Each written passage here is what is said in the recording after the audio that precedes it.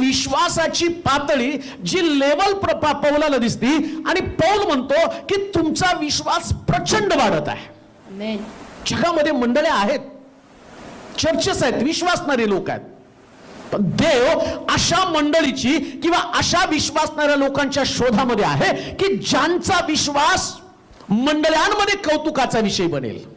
तो बाकीच्या मंडळ्या आणि आम्ही जे तुमच्या मंडळीकडे पाहतो आणि तुमच्या मंडळीचं वैशिष्ट्य काय की तुमचा अतिशय वाढणारा विश्वास. आमेन. मग एखादी मंडळी, एखादा व्यक्ती विश्वासामध्ये वाढत आहे, प्रचंड त्याचा विश्वास वाढत आहे, त्याचं वैशिष्ट्य काय? चाचपणी तर केली पाहिजे ना.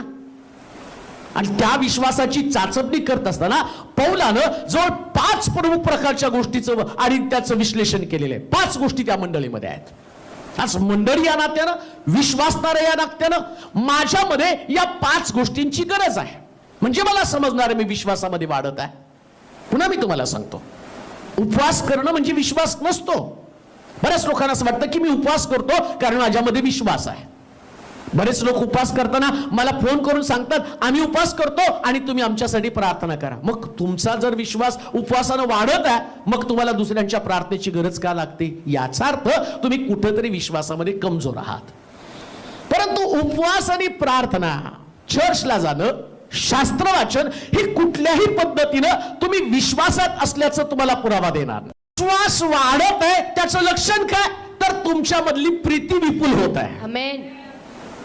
तुमचा विश्वास वाढला म्हणजे काय? मंडळी, परिवार, या परिवाराला देव विश्वासामध्ये वाढत आहे आणि पौलानं त्याचं विश्लेषण केलं, त्या मंडळीकडे पाहिलं. संजीवन येणं म्हणजे नुसते आत्म्यांचं भर पडणं नाही. संजीवन येणं म्हणजे हजारो लोकांचे बाप्तिस्मे नाही. संजीवन येणं म्हणजे मंडळीची एकमेकांमध्ये असणारी प्रीती वाढणं. आमेन.